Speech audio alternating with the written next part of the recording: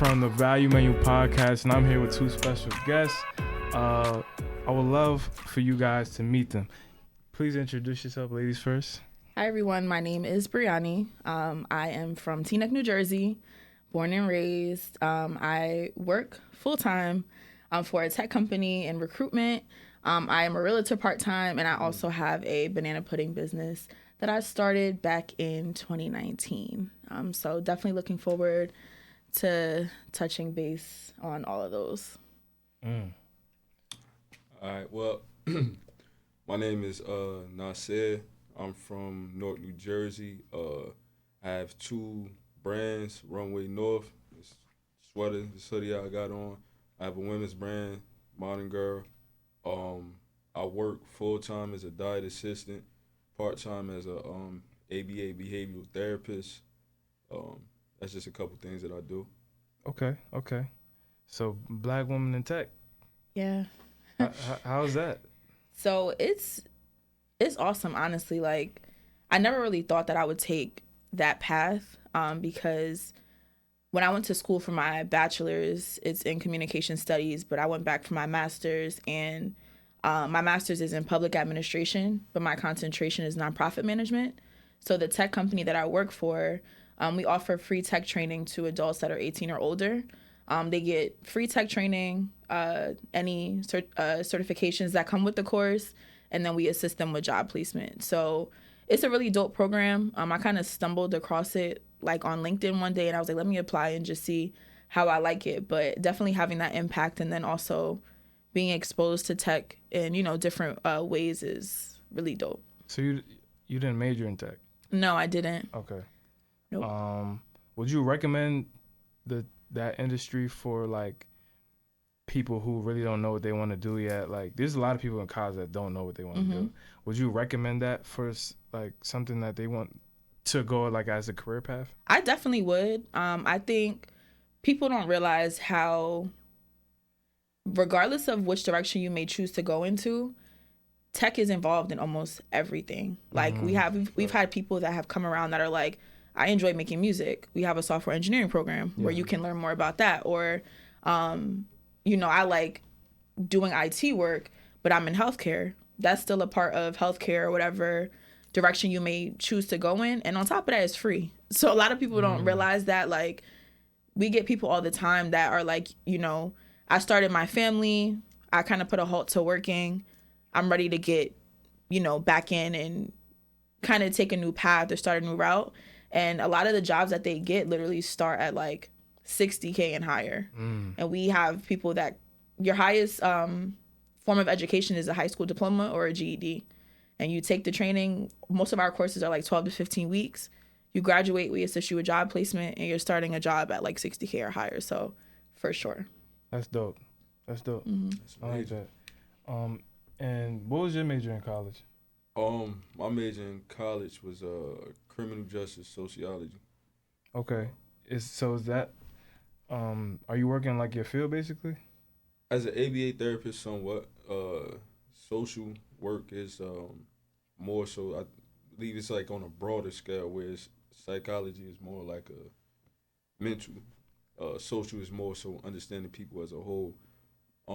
With the ABA therapist, basically I work with some kids are autistic, but basically the gist of it is that most of them have different conditions, come from different backgrounds, and it kind of just allows me to work with them one-on-one, figure out like a way to communicate better, because autism, you get kids in the nonverbal, you get kids that don't know how to express themselves, like feeling wise. So it kind of helped me to understand them and help them to be okay with feeling how they feel and communicate that as well. That sounds dope. You actually like working with kids and stuff, making a difference, teaching them. Yeah, man, I used to feel good. Cause I feel like autism is like it's a real battle that people dealing with. Like, cause when you have that, it's like, sheesh, you really like are impaired, kind of, right? Like when it comes to like speech and different types of stuff. So Word up. It's like programs like that, I definitely like applaud, because like it's just geared towards helping like those people like become better over time. You get what I'm saying? Yeah, I think especially now though, like in a black community, like people go so many times like misdiagnosed, undiagnosed, don't know that they autistic. He's 10 years old, just finding out you know that you autistic and shit. So like, I thought that was diagnosed. I thought you get tested for that. Like, don't you get tested for that? But some people don't. It depends on your. I think it depends on like your family, your culture. Yeah. Also, a lot of people are quick to say like, oh, they have behavioral problems, when it's deeper than that. Exactly. Oh, wow. It's way deeper than that. Like some people have, autism or other, mental health, things that they're facing. But depending on your family, they may never take you to actually go get tested to find that out. See, you taught me something. I didn't know a lot of people went undiagnosed. That probably goes for a lot of other things too. Because you gotta look at it like, for example, some kids, especially today, it seems like it's more frequent. Yeah. You get 3-year-olds, 4-year-olds can't talk. You know what I'm saying? Then it's like, damn, what the hell? You're 3 years old. Let me go see what's going on with you. And that's how they found out. But imagine knowing something like that from birth. Sometimes it take people to see something, an indicator wrong for them to, take the test and go figure it out. Or shit, I just learned something new. But so tell me more about your business, because you said you got your clothes on, right? Or both your businesses, right? I want to learn more about your business for the person watching. All right, so I'm gonna start with the women's brand because that's my latest latest venture. Initially, I always tell this story that when I first started doing clothes, I wanted to do women's clothes, but I didn't know how to. And why I wanted to do women's clothes, because like I enjoy women. I was raised by a single mother and aunts and things of that nature. So I spent a lot of times around them, like going to the mall and, getting dressed. It's like I just enjoy that, like seeing women get dressed and feeling good. So I wanted to kind of be a part of that industry. I felt like that was also where my like fan base was coming from too. Like when I first started doing clothes, like just little things, little hoodies and stuff, most women were interested. So I went there. It didn't work because I couldn't figure out a name, and then it eventually became my men's brand, Runway North. And then fast forward to maybe a year ago, now we got Modern Girl, and that's the story of the two brands. But Runway North is kind of geared towards, I would say, I like to keep a minimalistic, simplistic design. I believe in the longevity of the brand. I feel like a lot of brands do things that are with the trend. So a lot of times with the trend, it becomes temporary. It's no longevity in it. That's why you see things like, let me see. Let me give you an example for a brand. Like you see things like, I do a high-end brand. Like Givenchy, when they first got their run, I think that was like 2014 when Kanye was doing like the Watch the Throne season, the big graphic tees, the oversized tees. Where they at now? Like, not to say that they not popping right now, but they not as popping as they was in 2014. Right. Whereas a brand that's like Polo, Tommy Hilfiger, Nordica, these are brands that are forever. Yeah, that's kind of their niche. Like it's simplistic. It's simplistic. It's just lifestyle, everyday wear. Facts. So what inspired you to want to do fashion? What made you want to do fashion? Always liking clothes, man. Be honest with you, like, I think that's what I was like known for coming up. I always just wore what I wanted to wear. Yeah. Like even if it was against the norm, like pink pants, like pink polos and shit like that. Like it was just something that I always was interested in. I ain't really got like a crazy story behind it, but everybody don't got it. Everybody don't got that crazy like, oh, this why, the crazy why. Like sometimes it's just real simple. You know what I'm saying? So yeah. How about you? Tell me more about your banana pudding brand. And Facts. Okay, so it's really weird how it started. In 2019, I think it was during the beginning of the pandemic. I was just messing around, like, all right, cool, I want to try to make banana pudding. Like, let me just, see how I like, try it and see how I like it. So I made it, and once it was done, it looked really nice. So I posted it on my Instagram story, and a bunch of people started reaching out, like, are you selling it? Like, you should start selling it. And I was just kind of like, all right, that's not really what I was looking to do, but it kind of stuck in my head. So I had maybe like 2 or 3 of my friends who wanted to order it from me. So I made it for them, and literally like no branding, no nothing. I was just like, I think I want to put it in like a mason jar. I just kind of like the way that it looks. So I put it in a mason jar, gave it to them. And from there, I just had like a bunch of people that were reaching out about ordering. But like I said at the time, it was not a focus of mine at all. So then during the pandemic, I feel like so many people picked up like side hustles and just let me see what I could do to just have extra money. Because, we didn't know what turn the pandemic was going to take at that time, what our jobs looked like. There was really no, like, I don't want to say no faith, but like no real direction with your 9 to 5 at that time. So I was like, all right, cool. Let me just like, start a banana pudding business and kind of see what comes of it. So from there came up with the name, which is Cravings Corner. And I was like, all right, cool. Let me just see like what happens, and got a lot of business, more than I expected, to the point where it was like a little bit overwhelming because I was obviously still working full time. And then last year, it kind of worked itself out because I got promoted in my job to a remote position. So I was like, I never have to go back into the office. That's convenient because I can kind of figure out a way to kind of do both things, when I have time to do it. And that's what I've been doing ever since then. That's very convenient. Yeah. Oh man. So I was gonna ask you guys, right? Have you ever faced like a hardship in your business? Starting with you.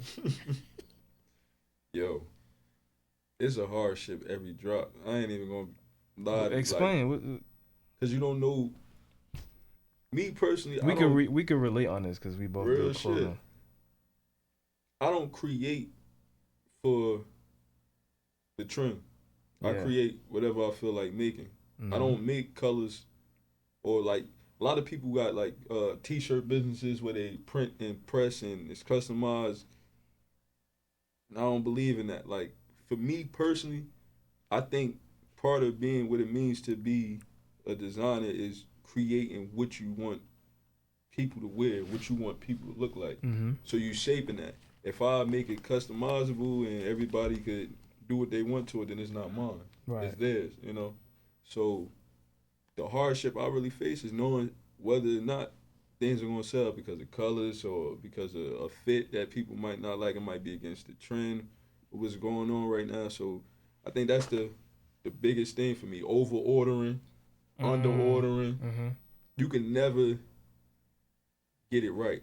Like, I think I'm at that phase right now. Like, it's kind of like you got the product, you got a little audience, but it's like fine tuning. Yeah. Like I always say right now, on my business page, I have about like 500 followers. Right. Which is a fair amount of people if you consider everybody shopping like it's supposed to. Because if you follow a business page, it usually should be to shop, be interested in the product. But if they don't, and I got a bunch of product just sitting on my hand and I'm pouring this amount of money into it and it's not giving what I put into it. So that could be frustrating. That's the biggest hardship for me. Yeah. I would have to say sometimes allocating my time.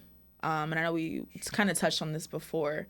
I'm somebody that has my hands in a lot of things, and I truly believe I can do everything if I put my mind to it and have the time. But you mentioned earlier sometimes needing like a team and like not being able to do everything on your own, or kind of finding a way to ask for help. It's a very humbling thing to do, and not something that I typically do. But I think for me, the hardship that I faced was kind of saying, okay, cool, people want the banana pudding. I'm in North Jersey, which I don't really know too many people that live up there. I went to school in Union. I went to Keene, so a lot of the people that I know are like Union, Essex County, and down.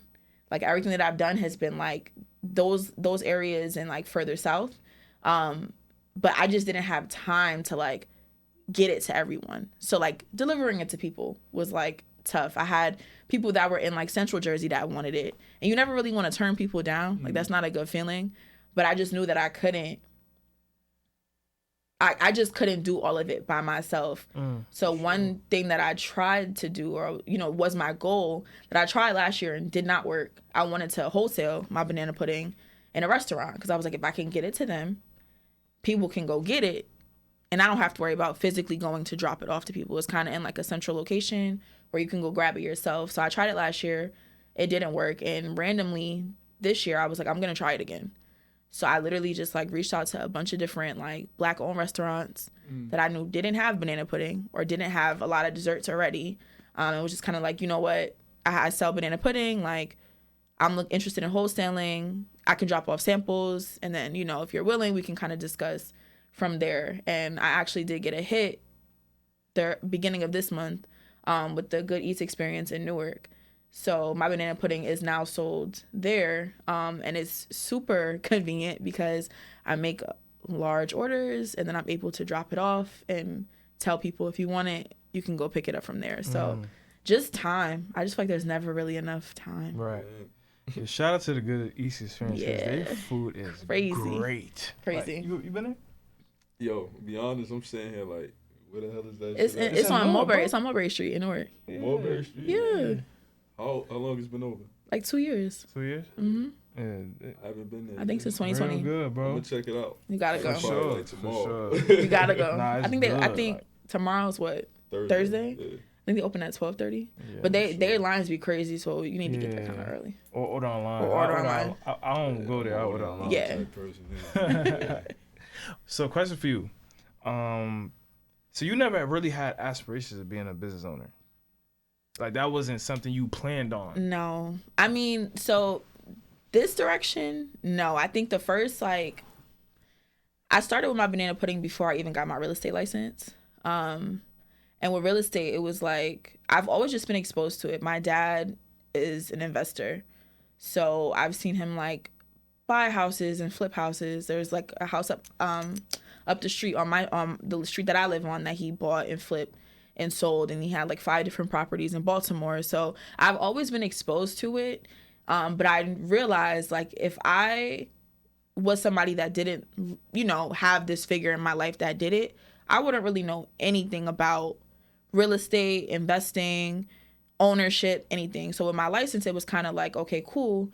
I wanted to get my license to kind of educate people that look like me, that are my age, even if they're not looking to own at this moment, on what that looks like. And I could work directly with my dad.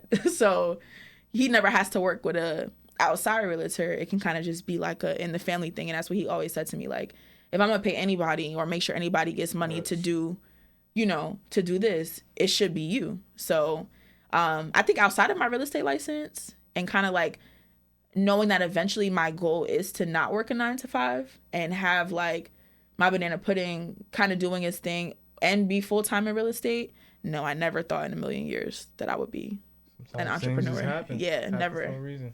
Never did I think that. How about you? You always wanted to be a business owner, or you just wanted something that was yours? You wanted. I think I wanted something that was mine. The more I do, the more I realize I want to be a business owner. Yeah, now, if that makes sense. Yeah, because it's she said earlier, the pandemic. I picked up so many skills during that time period. I learned how to cut hair. I was doing Toro. I put my hands in just about everything. I didn't lose my job, but that shit, it jumps out at you yo, look how many people are unemployed. Yeah. Because they don't have a skill set. They didn't think about this shit. So go pick up a skill where you can do for yourself, and you can kind of make your own schedule and you can give people what they need without having to wait for somebody else to find work for you. Find that shit for yourself. So once that happened, that put the fire under my ass, and it's like I've been out there ever since. Yeah. Now, for me, I feel like I didn't think I was gonna be a business owner. I was a finance major, right? I was an accountant for like 6 months, and you know how it is. Like, you from North, like when you hear accountant, you think, oh, he making big money. It's not Hell like that. no, Word. it's not like that, especially for an entry level accountant, right? So I'm in the interview. I'm hearing like, I'm like, yo, he's not mentioning the salary at all. So, after the interview, I put him to the side. I'm like, yo, just asking, what's the average income for this type of position? This man told me $35,000. Oh, wow. I knew you said that. I Yeah. knew you was gonna say that. I said, Yeah. what? Yeah, no. Is this what you feel me? I busted my ass for 4 years for $35,000. That's what it makes Right? you feel like, yo. So it's like, bro, I was like, all right, you know how it is. Like, you always want to get experience, right? They say you need experience, you gotta level up, this, that, and the fourth, right? So I took it anyway because I was fresh out of college. I was applying anywhere that would give me attention. Yeah. So I was working there for like about 6 months. I remember asking the lady. She was there for like 25 years. I asked her. I was like, "Yo, you've been here for 25 years. Just between me and you, how many times have you gotten a pay raise?" You know how many times she told me? Guess, please. Twice. Huh? Twice. Twice. Wow, that's terrible. In 25 years. That's terrible. But you know, In 25 years. You know how many times, bro, you know how many times the value got devalued? Yeah. that's a fact. Do you know how many times, like, bro, we're not even talking about the 2008 financial crisis. Yeah. We're not even talking about that. Twice? 25 Kiss years. my, I think The dollar is not even what it used to be. Exactly. I think that's when I gave up on 9 to 5s. Yeah. Right? I might not have had the best experience with 9 to 5s, but I couldn't do it no more. Right? And then after that, like you said, I put my foot down, right? Made my first 6 figures first year in business. Right? So I'm like, That's awesome. damn, like, I'm not gonna say it's easy, but like, I took control of it. You know what I'm saying? Like you said, I was scared as hell to quit my job. You feel me? And I got my mom. Mind you, I'm Haitian. You know how they are. You feel me? My mom in my ear, like, yo, when you gonna get another job? Like, you get what I'm saying? I'm living with them at the time. Like, oh, you gotta do this. They trying to pressure me to pay rent because I don't got a job now. You know how that is. Yeah. So it's like, damn, all right. But I think I wouldn't say I always thought I was gonna be a business owner, but I was always business savvy. You know what I'm saying? I always had like finance skills, things like that. So, I mean, I guess it worked out for the best. But another thing I did want to touch on too is college, because y'all both went to college, right? All right, so there's always, there's this saying that people say is like, college is a scam, this, that, and the fourth, right?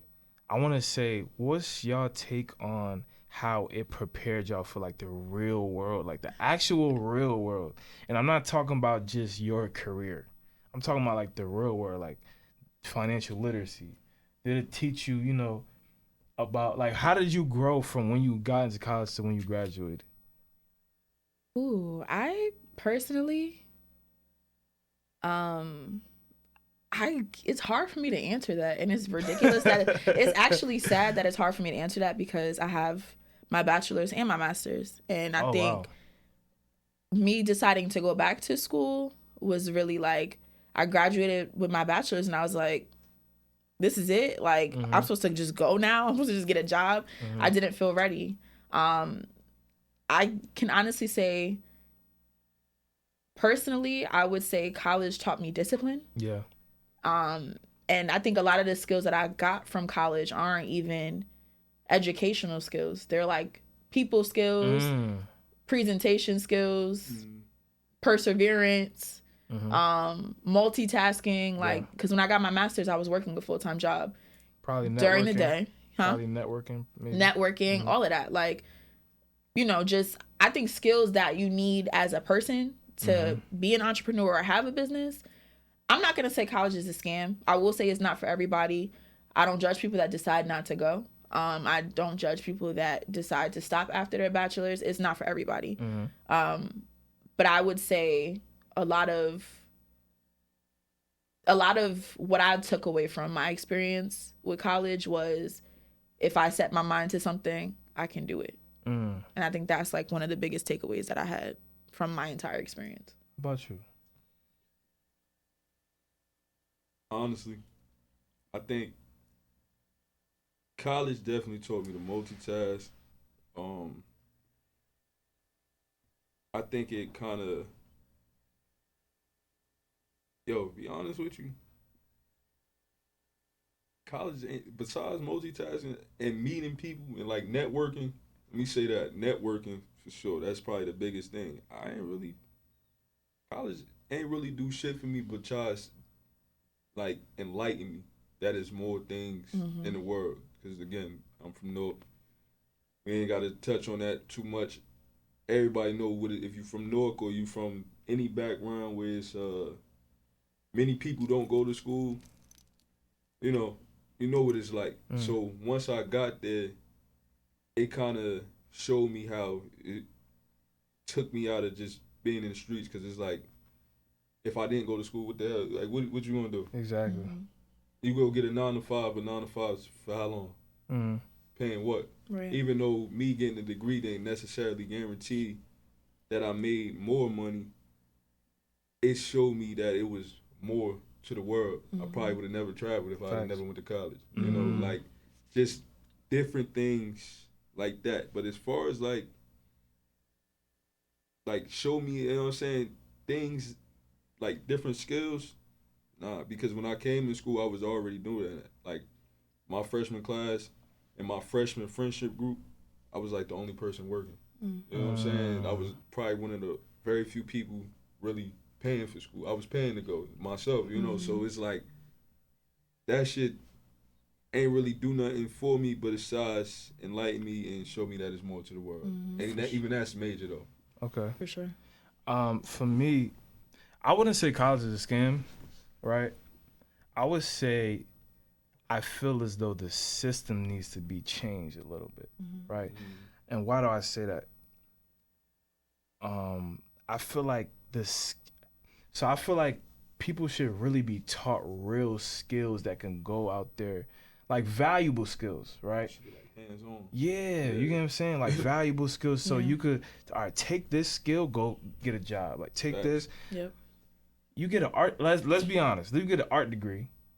How many real opportunities can you get with an art degree? Right. Or things like that. You get what I'm saying?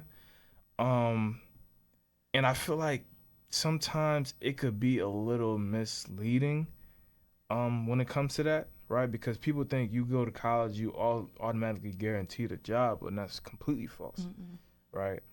But I can say though, I did, like you said, I feel like we all took away some type of skill set, some type of personal development from college, because you are in a setting around other people. You're, meeting people, networking. You're building, you're growing as a person, you're maturing. This is like your peak age, 18, 20, 21, whatever the case is. You're kind of like taking skill sets from everywhere, right? You joined a sorority. I'm sure that was a great experience for you. Yeah. I joined a fraternity, right? That was one of the experiences that actually helped shape who I am as a business person. For sure. I had to run the damn thing by my damn self. No shade to my line brothers. I know, you feel me? Yeah. And that right there, I'm grateful for, because that kind of shaped the business person I am. Because like it taught me how to run meetings and how to do this, do that, So I am grateful for the things that I experienced in college. But when it comes to the actual learning, getting the skill. Yeah. Like I said, I was a finance major, right? Show me how to go get you get what I'm saying? Like, I feel like I wasn't really prepared for it after I graduated, right? And also, we weren't taught the things that you really actually need to really go out in the world, like financial literacy. Mm-hmm. Right? Where is that class? Yep. I took that in like high school. I had a You had a financial literacy class in high school? I had a class like that in high school, and after that, like that was it. But you know what's crazy? You're one of the first person I ever heard say that. Yeah, I did. A lot of people don't. There's not a lot of classes on financial literacy, and you got 18-year-olds, 19-year-olds, 20-year-olds. We got credit cards. We got if you're not financially literate, run into the ground. You get what I'm saying? That's why a lot of these college students have bad credit, right? They don't know how to manage it correctly. So I feel like some of those college classes should be switched out a little bit. You know what I'm saying? Like maybe take out a reading, a 101. Right. Like and make them take or take out World War. take out unnecessary classes. Take out World War II history and substitute it with financial literacy or a credit class or how to buy a house. You get what I'm saying? Like, because you get out of the real world, you're gonna need these things. So I'm gonna ask you another question. Go ahead. So you think it's college, or you think you went to the wrong school? Meaning, like, if you went to trade school, the experience is different. Right. Yeah. See, that's what I mean about the system. Because is trade school really college? Trade school's not really a college institution, is it? People don't respect it as such, but I believe it might be better. Okay, so you ain't bullshitting. You getting right to what exactly. you getting right to it. Yeah. You go to college. The 2 years is bullshit. The first 2 years is bullshit. Right? You got prerequisites you have to take. Exactly my point. Why not get me straight to the man? Right. I want to get straight to it. I don't want to learn about George Jefferson. Yeah. Man, you get what I'm saying? I don't want to learn about I don't want to learn about hyperboles that I learned in 6th grade. Bro, I want to learn, all right, I'm a finance major. Teach me how to do some finance stuff. You know what I'm saying? So like I said, I feel like the system, it's nothing wrong with college. The system just got to be it got to be fine-tuned. Yeah. You get what I'm saying? A little bit. Sort of like a trade school kind of thing, right? But like you said, they downplay trade school. But people who go to trade school, let's say I want to be an engineer, I'm out of there in like a year, right? Like a year or two, right? And I'm going right to it. It's not 4 years of financial aid and I'm in debt for 30 years. And it's crazy. Like, and that's another thing.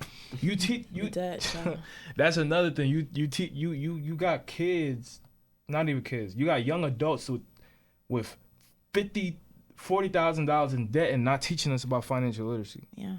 How does that make sense? If your parents don't know about it, come on. It's just a repeating cycle. Come on. And I think that was one of my biggest things with school. Like my parents had me at 20. They were both first generation college graduates. And I think that's kind of what put the battery in my back to go to school because that's all I knew. I grew up seeing my parents go to school. You know what I'm saying? So, but I didn't really learn about loans.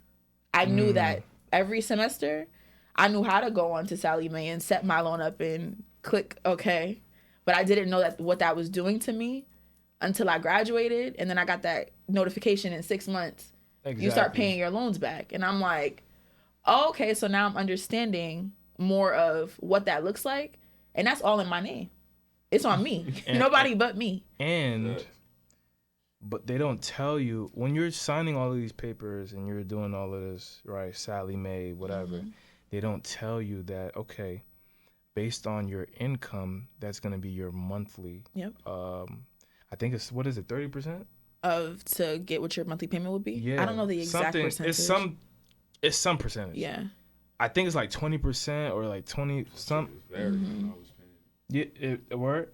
My shit started off like $175 a month. Then it dropped down to 150. Then I got it down to 50. Then it went back up to like 135. Like that. Really? That shit was varying for me. Oh, that's crazy. And it's not even like you could do much with those loans because they're private. So it's kind of like with the loan forgiveness, Sallie Mae. No private loans. The private loans with the loan forgiveness, you can't do nothing with it. They get you. Exactly. And then again, you signing all this paperwork, you don't know nothing about interest rates. Nope. You don't know what an interest rate is. You don't know what a term is. It's like, They got you signed. We signing this at 18. We're Yep. trying to get into college. We don't know nothing about it. Isn't that a problem? It's terrible. It should be illegal. You know what I'm saying? Isn't that a problem? It's terrible. Shouldn't you prepare us to sign it? And it's us signing it. Mm-hmm. It's just, and then our parents don't really know any better. Right? But you see a lot of these people that have these businesses that own these companies that provide the loans all look the same. A lot of the people that are taking out most of the loans look like us. Exactly. So it's just it's a cycle to put, I don't want to say to keep us in debt, but we're 18, 19 already starting and piling up the debt where your life hasn't even kicked off for real yet. Like, you haven't bought your first home by that age, most likely. You don't own a car yet. Like, and before you know it, your credit score's in the garbage, and you're trying to figure out, why can't I get a car, or why can't I buy a home, or why can't I do this and do that? It's terrible. Yeah. So I'm not saying it's a scam. I just think they just need to fix the system a little. Yeah, for sure. It's just need a little fix. The goal ain't really to like. It's not to educate. Mm-mm. It's to really keep you there. Some people go 4. Some people be there 5. Some people be there 6. Yeah, I'm still paying. Some people shit still there now. You know what I'm saying? So it's not really to educate you. You figure, like you said, the first 2 years of college is bullshit. Yeah. And then the last 2 years, you taking what you need to take. Mm-hmm. So basically, you just holding the place till the classes free up till you can take it. So Exactly. you get the seniors out of here, get these niggas something to do until. And not only that, right? Your first 2 years is bullshit, right? Now you need an internship to put on your resume, right? Let's say your GPA ain't where it's supposed to be. Now you can't even get an internship. Now what? Yeah, it's just crazy. But anyway, change the subject. I did want to ask you too. How do you guys stay motivated in your business? You can go first. How do I stay motivated? No pressure. I think I stay motivated by constantly reminding myself of where I was years ago. So I think one thing that is important to do that a lot of people don't do is to sometimes sit down and focus on where you are compared to, where you used to be. I think so many times I get caught up in like, I gotta accomplish this, that I don't sit down and say like, oh, I did that. Like the thing that I said I was gonna do months ago or years ago, I accomplished. I think setting goals has been like a huge thing that keeps me motivated. And I'm not even saying like goals specifically related to my business, but life goals or kind of like understanding what doors having businesses can open for me. Like, it's really a blessing. I say all the time, like being an entrepreneur, although I work a 9 to 5, it kind of makes me resent it a little bit, because I'm like, I know that I can get, money other places, but it's just convenient for me right now. It's like, why would I quit my job right now? Like, I don't have a hard job. My job is not hard. I'm good at what I do. I don't have to go anywhere. Why not eat off 2 incomes? Exactly. I don't have to go anywhere to work. Like, I can kind of kill 2 birds with 1 stone. So I would say like setting goals, and kind of just always planning ahead. And the more you wholesale, it's like you don't really have to be hands-on. No, and that's the thing. Eventually, I'm like, okay, cool. Don't get me wrong. It's a lot of work for one person to do. And I think at this point, I'm like, okay, maybe I do need help. Like, I'm just trying to figure out what that looks like for me to like get that additional help. But I know that although, okay, cool, I can pat myself on the back for saying, I'm able to wholesale in a restaurant now. Why would I stop at 1 if I could just keep going, So Cravis Corner need to be at every restaurant. Right. My dad was like, you need to find another one. I'm like, well, slow down. I'm a little overwhelmed. We just want, right now. Business idea for you. What? You never thought, like, income, maximizing your income. Why not do a vending machine? That's smart. Because do they have cooler ones that keep them cold? Yeah. And what for sure do, they cost a little bit more, but you mix your stuff in. It's like, and you kind of like undersell it. Don't put your name on it. Just put the information from where the product come from and how you could get it. Right. But put it in there with the Pepsis, the Sprites, and just have it in there. So it's like you're really making the money off of the other stuff, but it's Right. sneakily like sneak advertising That's in a way, smart. and it's easier to probably navigate because you figure you might fill up a vending machine once a week. Mm-hmm. You know, you place it at your locations wherever you could put them at. Mm-hmm. Go fill it up, put the product not in a there. bad Whether idea. you making That's money smart. off your banana pudding, you making money off of the other product, so it's still beneficial. Right. Davis Corner vending machine. And you don't got to That would be split your crazy. profit with nobody. He just gave I you a was gem. actually looking into the vending machine business years ago. Too. But I think at the time I'm when I still was looking looking into it, it was like in the height of COVID. And I was like, people aren't really going to gyms, offices, you know, a lot of people are working remote. I mean, it's different now because I feel like people have kind of transitioned back into, you know, being in office or physically going places. So that's a very smart idea. Thank Yeah, you for people- that. And they got People are- vending machines, my fault, for so much. Not Like they even got weed vending machines. Yeah. Like you could really go get some. I saw a girl that sells her lashes in a in a vending machine hmm in a mall. hmm So how about you, man? What keep you consistent? Honestly, the story, like the failures, but the bounce back, the like she said, comparing where you were yesterday to where you are now. Like the story, the more shit get crazy, the more I feel better Mm-hmm. in a weird way, like, cause I'm doing what I want to do. So anything that I go through isn't for nothing. And I always see the quote, why stop now when you so close? You could be so close. Your day Yeah. could be tomorrow. Mm-hmm. Yeah. If you stop, you'll never know. Right. You ain't put in all that work to get here and then stop because it's a little frustrating. Right. Figure that shit out because then you're going to go back and be unhappy and you was unhappy anyway. Mm-hmm. So why not shit be happy and stressed, I guess? Like you stressed but you happy. You know what I'm saying? You doing what you want to do. It's like, what's the So worst that just- could happen? It just doesn't work out. Just take the shit Exactly. that You comes. maneuver. Now a lot of people scared of failure, though, bro. You know that? Mm-hmm. Like, That's a fact. but not knowing like failure is a lesson. Oof, yeah. Like it's an opportunity to grow. You know what I'm saying? Like that's why I just do stuff, bro. Like I just be writing ideas on my dry eraser, whatever you call it, my board, and I'd be like, all right, even if I fail, I learn something. Mm-hmm. You know what I'm saying? So, no, that's definitely I respect that. I respect that. Yeah, for sure. My last to kind of wrap up, right? I ask this question to everybody. Where do you guys see yourselves in 5 years? Ooh, Good question. Great question. 5 go years first. from now. Go Yeah, ahead, go go ahead. crazy. I don't know. That's the really shit. I don't know. I know I'm putting the work in. I know 5 years later gonna be better than 5 years from the prior. You know, I Yeah. can't say exactly where I want to be. It's like you said, finding what your success looks like, because some people are successful and don't realize they're successful. Mm-hmm. In the sense of People measure success different. differently. Right.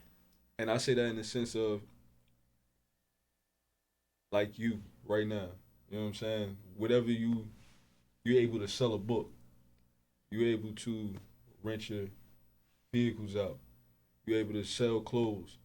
And whether it's only 1,000 people or 100,000 people, it's still success. Mm-hmm. This may be your definition of success. Exactly. But you craving something so high that you might not ever get to, that you forget to appreciate What you have? what you having right now. That's a fact. And this is your definition of success. And I see that. What made me think of that though was like just watching like the music industry. You know what I'm saying? You get different people that do different things. You get one hit wonders that are able to make one hit and then go on to do other things. Mm-hmm. Their definition of success was that one hit that allowed them to do other things that they wouldn't have been able to do without that hit. Some people Like Walker. Mm-hmm. Some people like who sell out local venues instead of selling out Madison Square Garden. you able to fill 200 seats at the Wellmont Theater. That's still major. 200 seats at $40, $50, maybe $70 at the highest a ticket times 200. That's a lot. You know what I'm saying? If you're do the that baby, 3-4 weeks. Yeah. You know. Yo, that might not be crazy. success to you. It might not be, but sometimes you got to stop and smell a roses. You know what I'm saying? And realize what your definition of success is, and know when to hold them, know when to fold them, man. Yeah. Damn. That's good. I feel like success to me is freedom. Like buying my time back. Cause like, truth be told, I didn't like working for other people.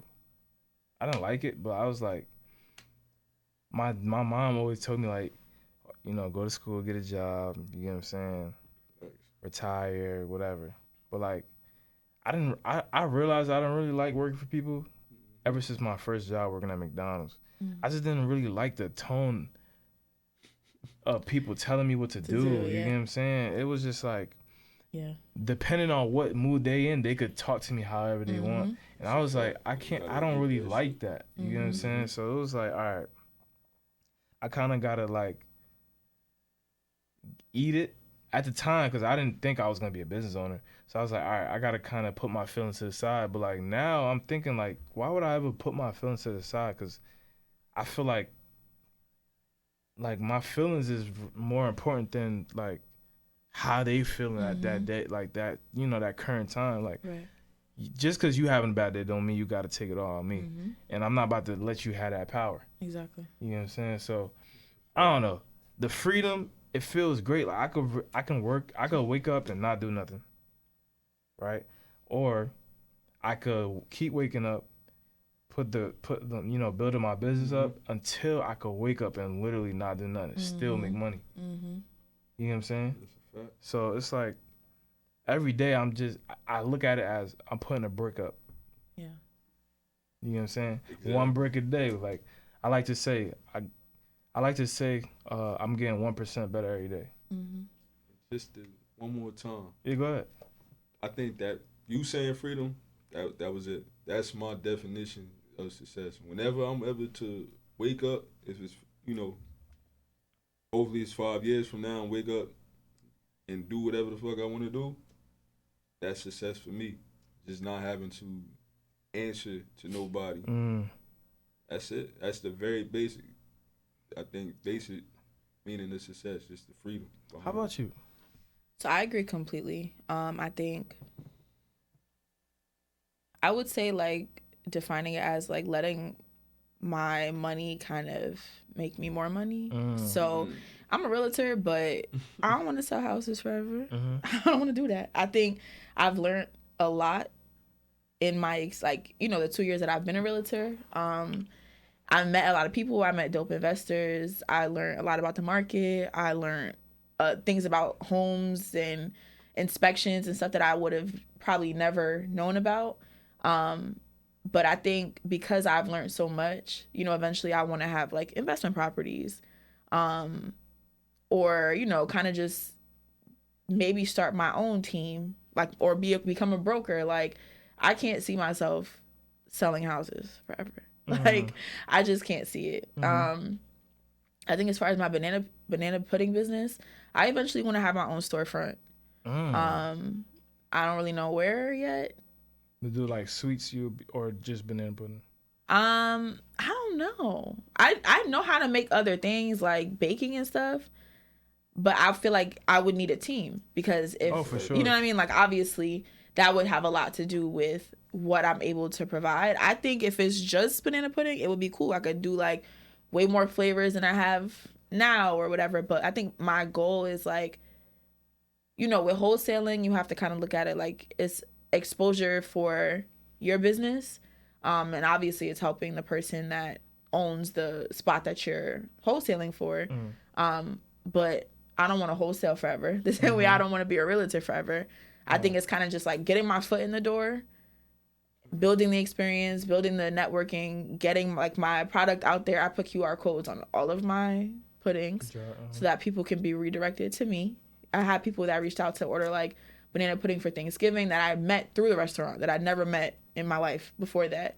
But just using those experiences to kind of branch off and like do bigger things and freedom. I want to be able to wake up and say like, I'm going to Jamaica tomorrow. I don't got to request time off of work. I'm just going to go. Exactly. And I know that, okay, cool, this investment property that I have, that's money that I'm going to get in 2 weeks or next week. Just kind of like setting things up to allow myself to really like bust my ass now to kind of chill later. Like I think my 20s, although it was like crazy, I said like I'm 26 now. These next 4 years, like I really just got to buckle in because I don't want my like, not that there's anything wrong with it. I don't want my 40s and my 50s to be like my, oh, let me chill years. I really want it to be my 30s. Yeah. Like if I can have it be my 30s, even if it's like 35 and down, I'm okay with that. But I would just say like y'all said, freedom. That's really like the biggest thing. Yeah. Oh man, this is a great episode. Yeah. I want to appreciate you guys for coming, man. Yeah. Oh, let them know where they can find you guys on Instagram. Okay. Yeah. Let me go first. Y'all put so much pressure on me. Okay, so my real estate page is Making Moves with Bree. I'm on Instagram, and then I'm also on Facebook. My banana pudding business is Cravings Corner NJ, and also on Instagram. So you can follow those pages. And yeah, reach out if you're looking to like buy, rent, or sell, or invest, or if you just want to order pudding. For sure. Sure. My main Instagram handle is Runway Nas. My clothing, both of them are, one is Runway North _, and then my other one is Modern Girl World. So that's MDRNGRL World, WORLD. I don't just sell clothes. Reach out to me. You'd be surprised what I can do. I have access to photographers, studios, rentals, whatever. I do a lot of stuff. I got my hands in everything, like Moy said earlier. So whatever you feel like you need, just reach out to me. I'm sure I can help you. Yes, sir. Yes, sir. All right, man. It's been another special episode of the Value Menu Podcast. And yeah, let's get it. It's been a pleasure.